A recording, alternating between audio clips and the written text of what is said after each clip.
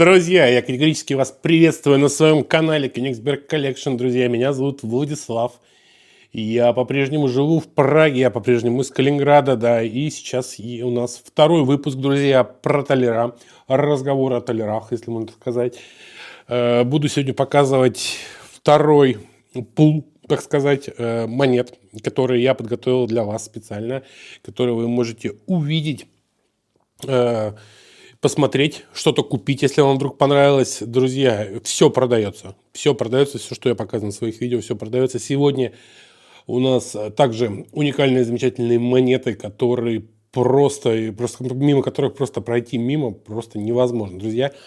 Также будет, как в предыдущем выпуске, друзья, если вдруг какая-то монета, у меня есть провинанс на нее, я обязательно об этом напишу. Каталожные номера тоже будут написаны на экране, на всякий случай, если вдруг они вам нужны.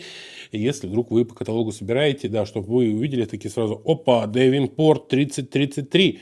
Вот такого у меня нету, вот такой я сразу приобретаю. Друзья, так, у нас сейчас небольшая рекламная вставочка, вот обязательно я сейчас опять все сделаю на ладошке, да, хорошо, не на коленке. Друзья, вот сейчас здесь QR-код высветился, и вы можете перейти в мой телеграм-канал и увидеть вот такое замечательное приложение, друзья. А в этом приложении, друзья, вы можете покупать монеты. И, друзья, я вам скажу, что это первое нумизматическое магазин-приложение в Телеграме. Я первый, кто это сделал. Да, вот без зазрения совести прям могу хвастаться и говорить об этом.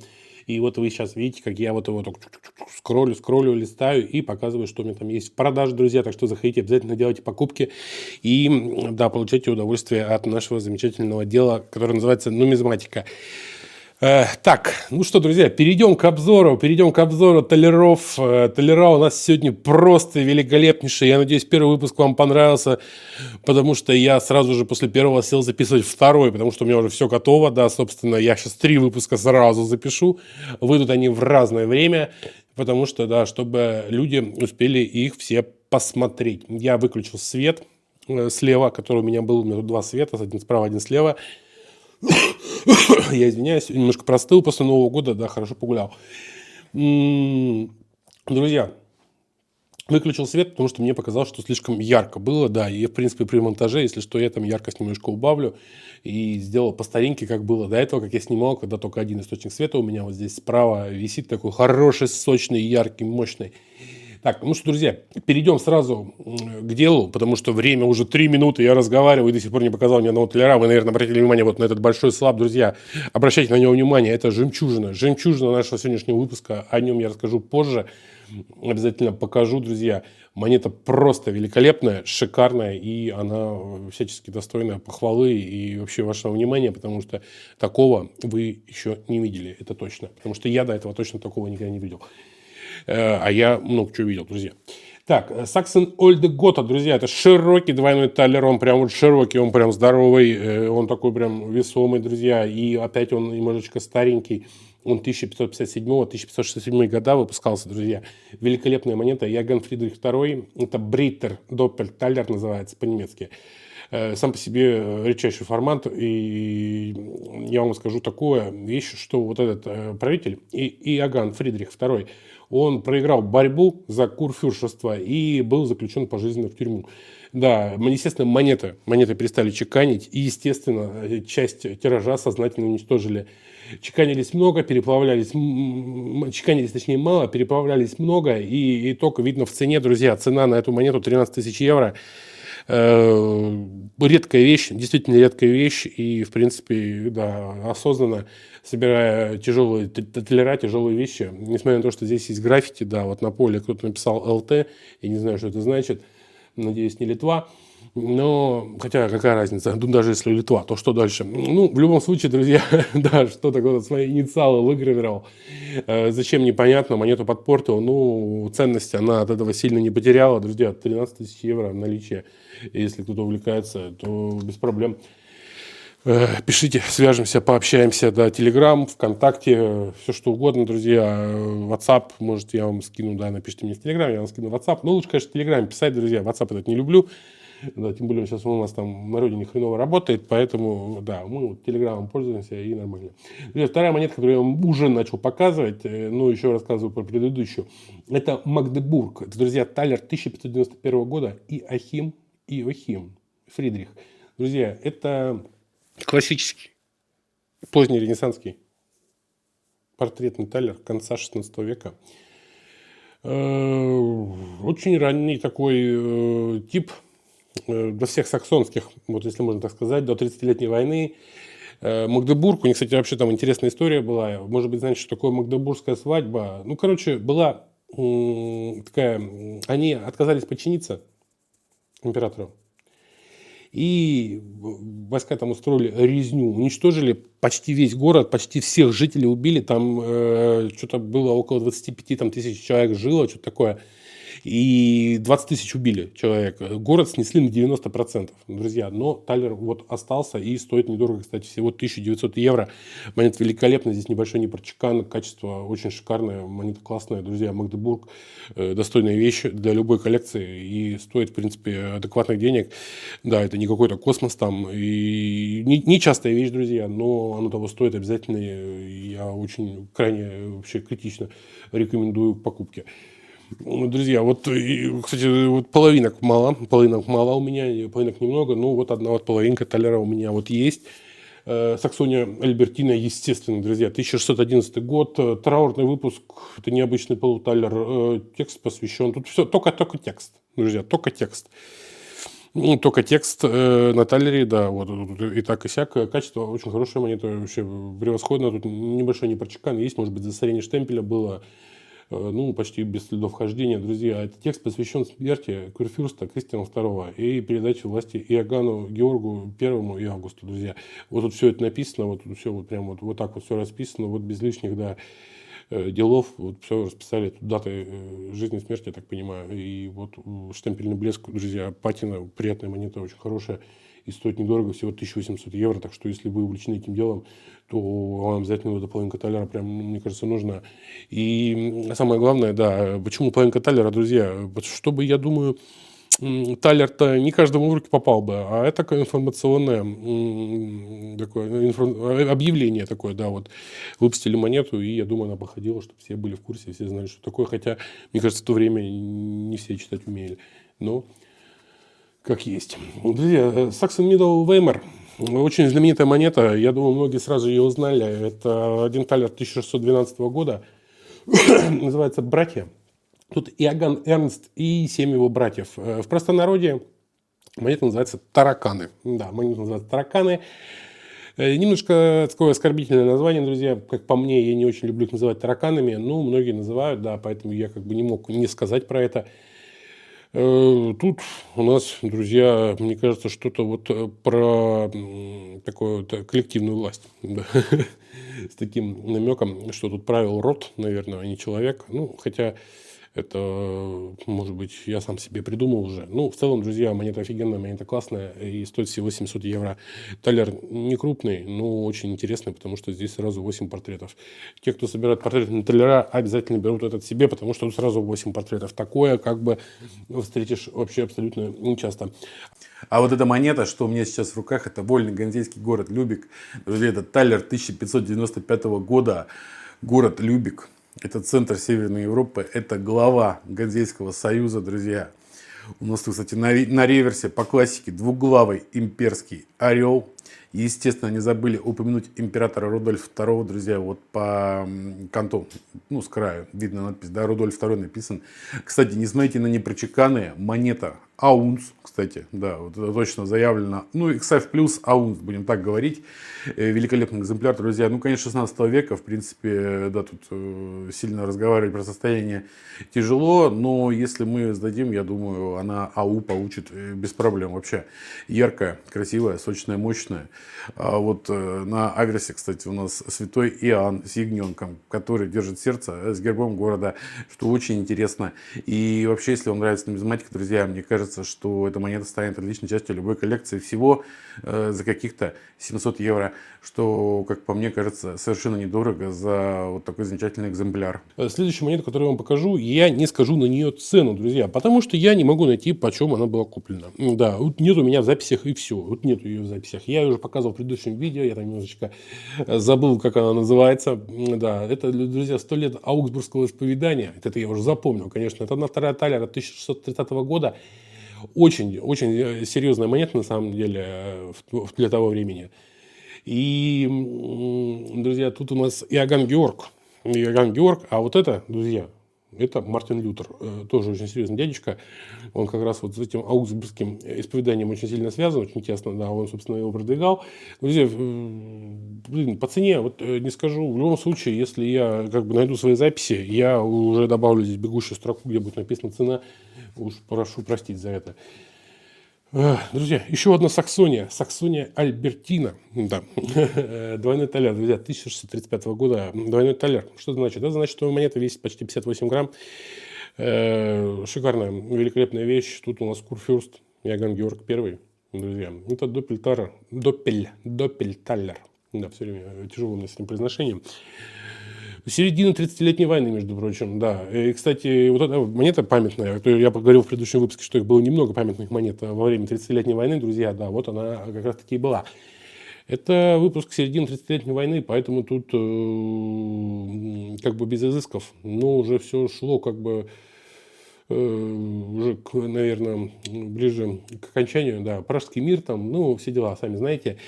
И война уже там перестает быть религиозной, и там уже пошло-поехало по-другому все. В принципе, в эту тему углубляться не будем, друзья. 4500 евро монета стоит. Шикарный сохран, великолепный. Саксония. Саксония, друзья, это сильно. А вот у нас уже тут послевоенная Саксония, друзья, это Германия. Также Германия, да, ну, также Саксония, она же Германия. Один талер 1657 года, друзья, Фердинанд III. Ну, не совсем. Он как бы, ну, принятие короны после смерти Фердинанда III, да, друзья, это вегетарианский талер, викариатский, да, викариат, друзья, не вегетарианский. Сюжетная монета, друзья, великолепная. Здесь вот все расписано, все написано, они тут все вот прям точечно запечатлели. В то время курфюрсты, там, если не ошибаюсь, Саксония и Бавария исполняли власть императора, друзья. И вот тут, конечно, обо всем написано. 750 евро, по-моему, очень даже недорого за монету со всадником. Всадник – это вообще круто, это великолепно.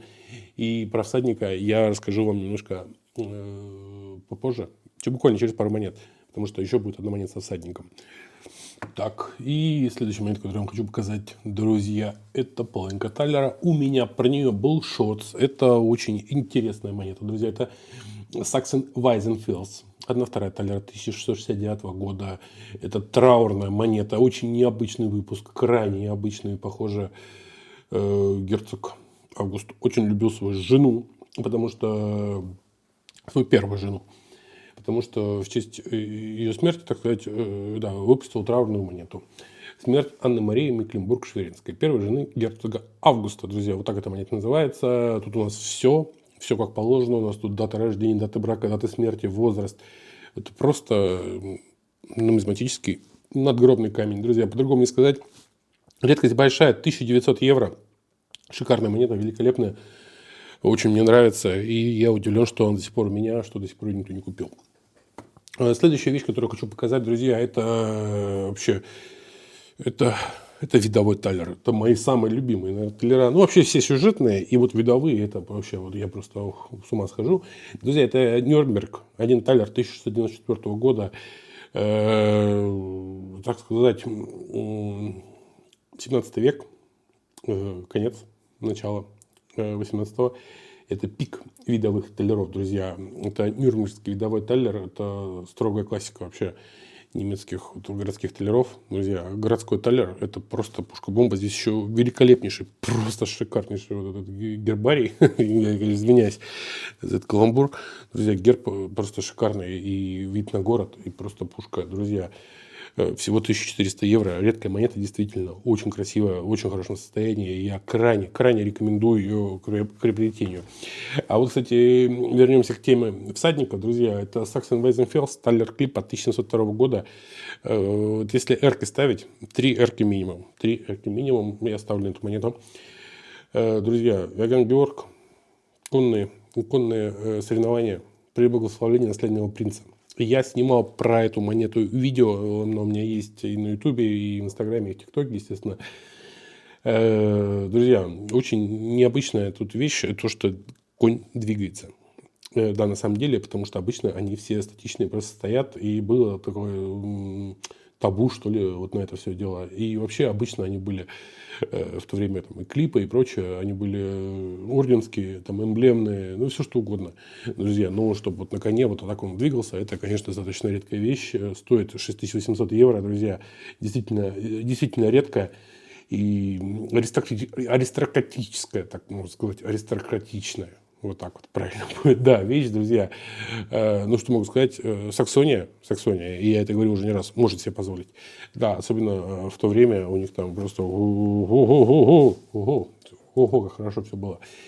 Сейчас будет редкая штучка, друзья, если так можно называть редкий талер. Это Юлих Клевеберг. Друзья, это талер 1711 года. Посмотрите на герб. Герб просто отличный. Это, кстати, Иоганн Вильгельм II. Это очень политически сложная территория, друзья. Если посмотреть на карте, это место на реке Рейн.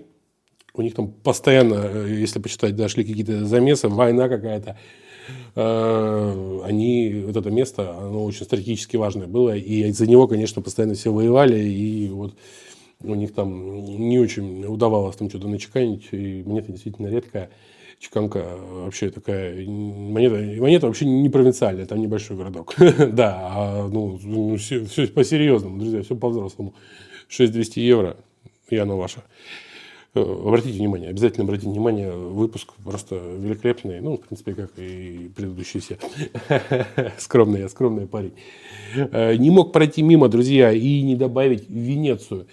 Это Скуда, он же 140 Сольди. Друзья, тут даты нет, это no date, это 1714-1721 года. Джованни Кортнер II, правитель был Вес, вот около как раз классического рейхсталлера. У них в Италии, в Венеции именно, была своя денежная система. Они сознательно избегали вот этих всех немецких штучек, вот этой немецкой терминологии. И вот этот 18 век, друзья, это классическая эпоха талеров. И это вот прям талер сайз. Ну, типа, как по-русски правильно сказать, друзья, это монета талерного типа однозначно. Просто талерный тип. Вот по-другому не скажешь никак, и стоит всего лишь 800 евро. Для истории тоже, я знаю, их люди собирают таллера, потому что многие почему-то под таллерами подразумевают исключительно только немецкие монеты. Друзья, ну нет, извините, пожалуйста, как бы там много чего было еще, да, помимо Германии, и много кто монет еще чеканил, так что не надо. Сейчас покажу вам еще, друзья, редчайший княжеский талер Гагенлоа Нойнштайн Эринген. Друзья, монета просто великолепная. 1730 год. И это опять, друзья, юбилей Аугсбургского исповедания. Вот насколько это было важно, что и 100 лет отметили, и 200 лет отметили. У меня и медаль, кстати, была тоже там сколько-то лет. Друзья, Гагенлоа это не Саксония, не Бавария. И для них вот чеканка таких монет, это было тяжело. Но тут, смотрите, тут буквы, тут все, они все рассказали. Тут не только посмотреть, но и почитать.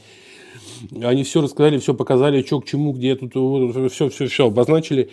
Очень так вот они подошли скрупулезно к чеканке этой монеты, друзья. 3700 евро, редкость обоснована. Ну вот эрку я добавлю вообще без проблем, а может быть и 2 эрки на эту монету. Ну эрку точно, 2, конечно, уже вот так вот. Ну, как бы, ну, земля, друзья, княжество небольшое, как бы, и их, конечно, так вот для истории, в принципе, можно в коллекцию. Да, однозначно можно, если есть возможность. Однозначно. Следующая монета, которую я вам покажу, друзья, это Аугсбург. Аугсбург, друзья. Да, сразу после монеты, которая Аугсбургскому исповеданию посвящена, показываю Аугсбург. Друзья. Талер 1744 года, Карл VII, друзья. Великолепная монета. Вот, кстати, Карл VII, собственно персоной. Друзья, монета видовая. Это видовой городской талер. Ну, что про него можно говорить? Ну, тут также, опять всевидящее око у нас. Это у них очень такой знак божественного покровительства. Они, естественно, все набожные. Ну, Аугсбург-то понятно вообще дела. Тут надпись у нас «Августа вин дели корум». Что это значит? Друзья, латинское название Аугсбурга. Да, я специально гуглил, что это значит. Просто стало интересно. Думаю, надо вот блеснуть умом и интеллектом на своем выпуске. И вот оказалось, что это латинское название Аугсбурга. Я еще специально перегуглил, и да, оказалось, что это так. Друзья, монеты шикарные. Они, вот эти видовые талера, чуть не уронил, фух, аж все замерло. Они всегда демонстрировали богатство, да, и порядок. Ну, не знаю насчет порядок, ну, вот сила и честь, друзья, да, как обычно. 3600 евро, действительно редкая монета, друзья, и она может стать вашей, пока еще она у меня, но видовые талера всегда очень хорошо продаются. Так, друзья, сейчас буду показывать вам очень серьезные вещи, на самом деле очень серьезные. А может и не буду, хотя, может, покажу, друзья, но это... Друзья, это жемчужина сегодняшнего выпуска. Это невероятная вещь. Это легенда. Друзья, это легенда. Я когда первый раз увидел ее, я ругался матом громко и вслух. Друзья, я не поверил, что такое может быть. Я вообще не поверил, что такое может быть. Друзья, это талер венгерский, друзья, с Леопольдом 1698 года. Друзья, это 17 век. И если вы до сих пор еще не обратили на это внимание, а я на это обратил внимание сразу, он, друзья, МС-67. Друзья, МС-67. Я сейчас обязательно покажу, сколько их в базе. Ну, и, кстати, в хорошем состоянии немало этих монет. Да, повезло с ними. Возможно, они вообще не ходили. Но хозяин этой монеты мне рассказывал, что когда он ее взял в руки первый раз, до того, как он ее заслабировал, и он ее держал в руках, и вот если, говорит, потереть монету вот так, об нее можно было порезаться. Настолько высокий и сильный рельеф. Друзья, мы будем сегодня долго смотреть на монету. Ну, пару минут, может, полторы точно. Это великолепная вещь. Она в продаже. Цену на монету очень сложно сформировать. Хозяин монеты дал ее на продажу, но без цены. Он сказал, предлагайте мне цену, друзья, и я буду думать, сколько... Ну, отдать вам ее или нет. Нужды нету, но он торговец, да, и в душе торговец, да, и поэтому он готов продать вам эту красоту, друзья. Ну, я думаю, меньше 25 тысяч евро предлагать вообще за эту монету не стоит. И, как бы, я думаю, надо с 30-очки начинать. И торговаться потом самим собой. Друзья, 25, ну, я думаю, минимум. Это цена этой монеты. Это уникальная вещь. Это талер 17 века, друзья. В грейде МС-67. МС-67. Ну, вы такого точно не видели. Я такого точно не видел. Да никто такого не видел. И каждый раз, кто берет в руки эту монету, такие... Ну, действительно, друзья, ну, это очень высокая цифра для вот этой монеты. Да, для любой монеты это высокая цифра, кроме современных, конечно. И, друзья, это великолепная вещь, вы посмотрите. Да, он просто шикарный, на нем лучики играют, монета просто пушка. Да, тут не дать не взять. Я просто в диком восторге и очень рад, что так судьба сложилась, что мне удалось в руках хотя бы подержать ее.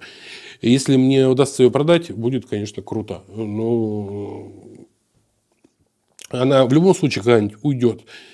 Просто пока она вот в свободной продаже, пока она не попала ни на какой аукцион, да, я думаю, это как раз шанс, друзья. Если у вас есть возможность, обязательно со мной свяжитесь, потому что это действительно уникальная вещь. Это цифра МС-67, это просто это что-то с чем-то. Я просто преклоняюсь вообще перед этой монетой и в экстазе вообще в полном. Так, вот эту монетку я чуть попозже покажу. Я сейчас поменяю планшеты местами. Надеюсь, я ничего не уроню, потому что видео вообще будет точно пушка. Так, опа. Вот так вот. Вот у нас красивый фончик теперь. Замечательно получилось, друзья, все великолепно. И сейчас я покажу вам не совсем обычную монету, друзья, которые готовы были увидеть. Но это Мексика, друзья. Это 8 реалов 1762 года. Это испанский колониальный 8-реаловик. И знаете, как его называют? Спаниш доллар. Да, ну, в простонародье, так можно сказать. Во многих документах, друзья, 8 реалов прямо приравнивали к талеру. Если немецкий талер – это региональная валюта Европы, друзья, то испанский – это талер всего мира. Ну, вот тут не дать не взять. Да, вот эти испанские 8 реалов, друзья, это офигенная вещь. Я много знаю людей, которые положили себе в коллекцию эти 8 реалов. Я когда-то об этом не знал, что такие монеты талерного типа тоже как бы считаются как за талера. Ну, вот она здесь, Латинская Америка, если можно так сказать. Мексика – это, в принципе, Северная Америка, конечно. Но, друзья, вот эта вещь стоит, кстати, 1000 евро. Замечательный сохран, великолепная монета. У меня их две на видео специально я взял, да. Вторую у меня еще есть над чеканом. Друзья, контрмарки вот эти на монетах очень часто использовались, потому что торговали очень много. Америка торговала много с Азией, там, ну, естественно, с Европой. И вот эти контрмарки попадали на монету, когда монета попадала в другую юрисдикцию. Да, так сказать, проверка подлинности. И когда повторно используется как платежное средство уже в Европе, в Азии, ну, в основном в Азии, ну, это, конечно, далеко не азиатская контрмарка, да, немножко там погрубее выглядят. В любом случае, друзья, монета, мы считаем, что она подлинная, я считаю, что она подлинная. Мои знакомые, друзья, эксперты считают, что она подлинная. А она не смогла пройти грейд в NGC. Проблема в чем? Даже объяснили, почему. Да, почему они не могут присвоить грейд, потому что они сказали, что они не имеют специалиста, американцы, на американские монеты, ну, это, грубо говоря, американская монета, не имеют специалиста, который может подтвердить подлинность этих контрмарок. И они сказали, что в последнее время рынок заполонили монеты вот с поддельными контрмарками, поэтому подождите, говорю, чуть-чуть, и пока вот не торопитесь с продажей этой монеты, и мы обязательно попозже обзаведемся новыми знаниями и сможем подтвердить, настоящая это контрмарка или нет. Говорит, монета подлинная 100%, а вот контрмарку, говорит, мы подтвердить не можем, поэтому слабировать не будем. Ну, жаль, конечно, что это контрмарка, ну, то есть это как бы ирония, да, такая получается, что контрмарка это как раз-таки подтверждение подлинности, а подлинность монету подтвердить не могут в нынешнее время. Ну, время прошло, друзья, 250 лет, между прочим, да, и монета, кстати, стоит 1300 евро. Офигенно. Так, переходим к следующей монете, друзья. У нас тут сейчас будет опять Швейцария, ну, как опять, снова. Друзья, Швейцария, Цюрих, уже Цюрих. Друзья, это 1 таля 1768 года. Великолепная монета, замечательная, вот с таким вот львом. Он тут с мечом и с щитом защищает нейтральную нашу интересную Швейцарию. Я, кстати, перевел, что вот здесь написано, друзья. Вот это домины консерва нос in pace, если я правильно ставлю ударение, я извиняюсь заранее. Написано «Господи, сохрани нас в мире». Это очень, мне кажется, характеризует вот их нейтральность, да, то, что вот Швейцария никогда не принимала, ну, прямого такого направления у них не было, чтобы они с кем-то воевали. И, друзья, в принципе, могу сказать, все что угодно для выживания. Вес таллера, диаметр таллера, друзья, номинал таллера, все как положено, друзья, это однозначно таллер, мой вердикт. Да, стоит, кстати, 750 евро. Это замечательная монета. Вот это, друзья, тоже экзотика. Ну, как по мне, я считаю экзотику. Вы эту монету уже могли видеть у меня на предыдущих выпусках. Я до сих пор никогда не выставлял на продажу. Все не мог определиться с ценой. Друзья, тут юстировка, не пугайтесь, да, это юстировочка. И, друзья, это 1774 год, это Хорватия, Рагуза, это 1 таллер. Друзья, 1 таллер не дать не взять. Называется, кстати, он ректор таллер. Почему ректор? Потому что вот это, друзья, этот правитель, это он как бы, как я понял изначально, как мне объясняли, может быть, надо было бы почитать про эту тему, то сейчас опозорюсь еще раз. Друзья, это ректор. У них был правитель ректор. Это вообще Рагуза, это маленькая держава такая на Адриатике. На Адриатике. Они платили дань, там всем, кому не лень, ну, в основном, конечно, султану, и торговали с Европой. У них правителя как такового не было, был ректор. Они его очень на короткий срок выбирали, чтобы он не мог укрепить власть. И не мог взять власть над этой маленькой державой. И это очень, очень интересно, по-моему. Да, в принципе, подробно можно было как-нибудь разобрать эту монету. Ну, естественно, не сегодня, потому что у нас сегодня есть еще чего разбирать, да, друзья. Монета великолепная, хоть и с юстировкой. И штемпельный блеск присутствует. Мне она очень нравится. Я думаю, 350-400 евро я бы с ней расстался вообще без проблем. Следующая вещь, которую я покажу, друзья, это опять Цюрих. Опять Цюрих, ну, немножко такая вот, прям швейцарская монета, четкая такая, да, это 1783 год. Здесь прям четко вот написано, друзья, 11, да, ну, нет, 11, это у нас по-английски, извиняюсь, 11 auf one fine mark, друзья. Номинал строго привязан к весу, тут все понятно, великолепный герб, великолепный сохран, монета строго для расчетов.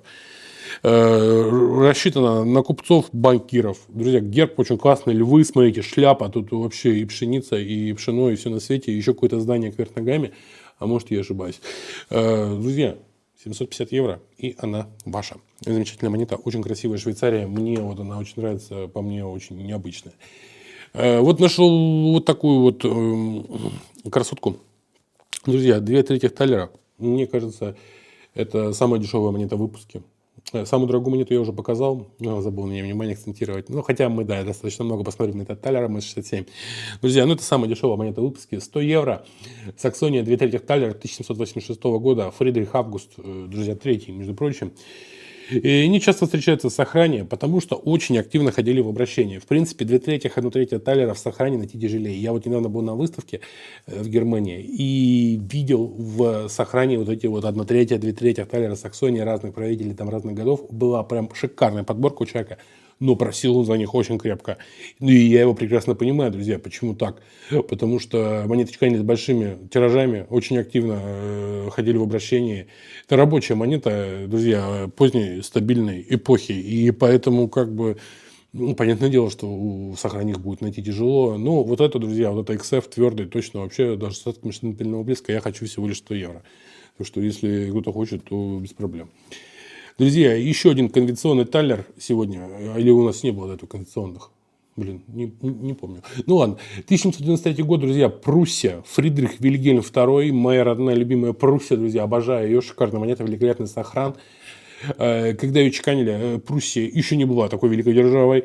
Но все еще впереди было, да. И вот тут вот великаны стоят у герба прусского, друзья. 1793 год. В Берлине еще чеканили монету. Шикарная, мне очень нравится, сохран очень классный, и да, по мне вот просто великолепная монета, тоже хотелось бы за нее 750 евро выручить, и мне кажется, она того стоит, как раз вот в таком сохране такие монеты как раз в диапазоне продаются, там плюс-минус, в зависимости от праздников и скидок. Вот такая красота, друзья, мне тоже попалась недавно, выкладывал в Телеграм пару недель назад, а может неделю назад.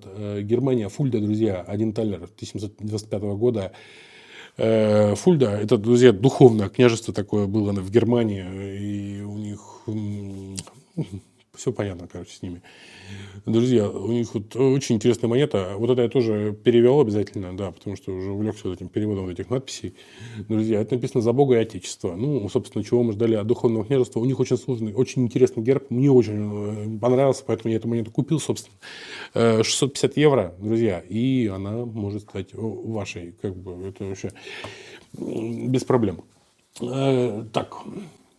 Вот такую монету я обязательно решу, что обязательно ее надо добавить в выпуск. Ой, извиняюсь. Друзья, это Кроненталер. Почему Кронен? Потому что Кронен – это корона. Да, вот тут 4 короны, вот, собственно, Кроненталер получился. Это австрийские Нидерланды. Кроненталер 1796 года, друзья, Франц II. Чудесная монета, да, с коронами. Мне она всегда нравилась. Хотя они стоят не очень дорого, и, ну, хотя вот это стоит дорого. Год хороший, и сохран хороший, и еще дорого купил, поэтому, да, дорого стоит. Ну, собственно, Кроненталер, да, Левенталер со львом, Рейхсталер у нас, Рейхсталер у нас имперский, да, а вот Кроненталер, он с коронами, друзья. В регионе ходило много монет, с разным весом, с разной пробой, и, естественно, нужно было что-то такое им, чтобы понятно было для торговли, и вот они выпустили вот такой замечательный, очеканили Кроненталер 800 евро, друзья, и он ваш. И еще у меня есть такой же, ну, не такой же, конечно, ну, просто уже талер, там, ну, из тех же краев, друзья, это Австрия. 1 талер 1728 года, Франц I, друзья, это нередкая монета, но именно такие монеты, такие таллера и были основой денежной системы.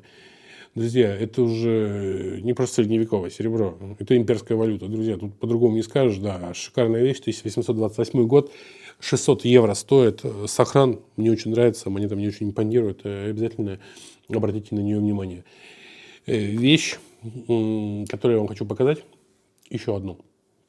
И закончу выпуск шикарной монеты. Просто, да. Вот, кстати, тоже очень хорошая. Я извиняюсь. Друзья, это Ганновер. один союзный талер 1864 года. Союзных талеров у нас еще не было в выпуске. Я обязательно нашел его, да, чтобы показать вам. Друзья, поле зеркала, монета шикарная. Георг V, Ганновер, 18,5 грамм. Все союзные талера весят 18,52 грамма. Ну, хотя я буду показывать там один союзный талер, и он не весит столько. Ну, в любом случае, друзья, честный классический союзный талер. Обычная оборотная монета таможенного союза германского. И тут как бы даже не знаю, что про нее добавить. Наверное, то, что Георг V был последним правителем, последним королем, друзья, Ганновера. 250 евро, монета ваша. Почему 250 евро? Потому что у нее поле зеркала. И, как по мне, даже для Ганновера это немножко редко. Хотя Ганновер сам недорогой. Ну, я, собственно, недорого за него прошу. И самую интересную монету, друзья, я покажу вам прямо сейчас. Ну, как самую интересную. Она не самая интересная. Самое интересное это вот это. Вот этот вот талер, друзья, шикарный. Вот он самый интересный. А вторую по интересности монету после вот этой жемчужины нашего сегодняшнего выпуска, друзья, я покажу вам вот этого саксонца. Но я его еще не показываю, потому что у нас сейчас будет рекламная интеграция обязательно. Друзья, я прежде всего хочу попросить вас оставить какие-то комментарии. И я уверен, что вам понравилось, вы впечатлены этим выпуском.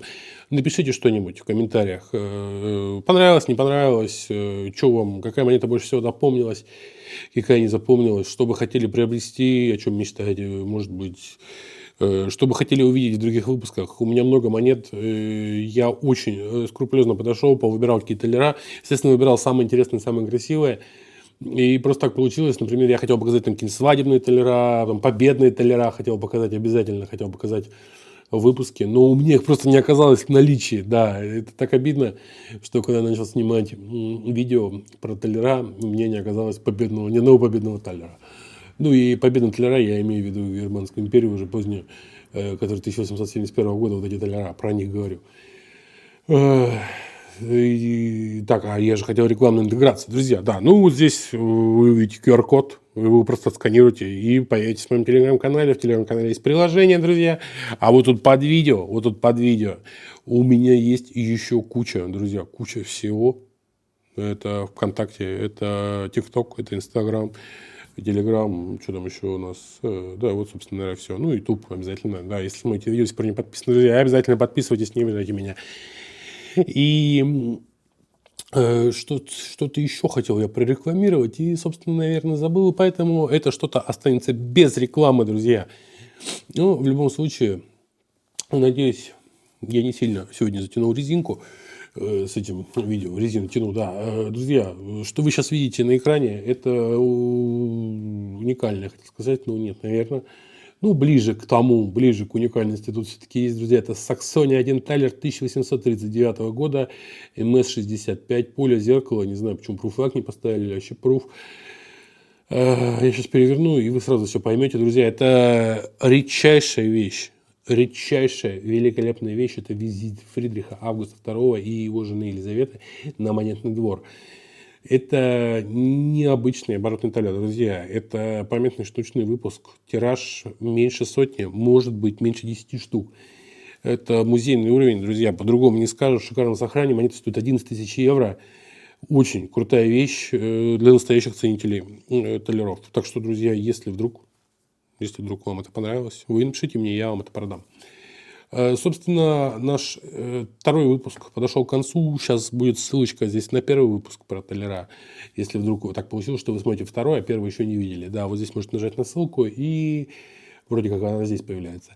И обязательно попадете на первый выпуск. Ну, в любом случае, после видео, как закончится, там будет реклама, там будет плейлист, и по-любому будет реклама этого видео первого выпуска про талера. Друзья, надеюсь, вам понравилось. Пытался как-то покороче, но покороче у меня никогда не получается поговорить, как говорится, люблю. Да, поэтому, да, что ж поделать. Вот здесь вот сейчас поставлю в конце вот эту монету сюда.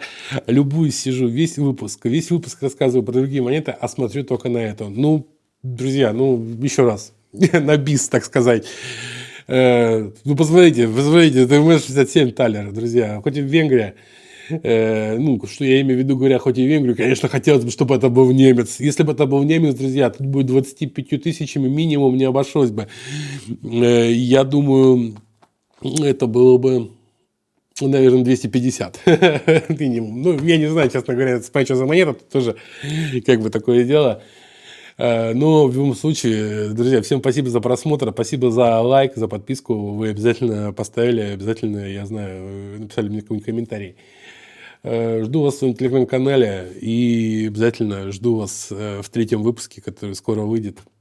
И вы сможете посмотреть, чем заканчивается наша эпопея, да, про Толяра. Но оно не заканчивается, я думаю, будет еще и 4-й выпуск, но это уже позже. В любом случае, друзья, меня зовут Владислав, я по-прежнему нахожусь в Праге и снимаю для вас интересные монеты, которые вы можете всегда приобрести у меня. Всем спасибо, пока-пока.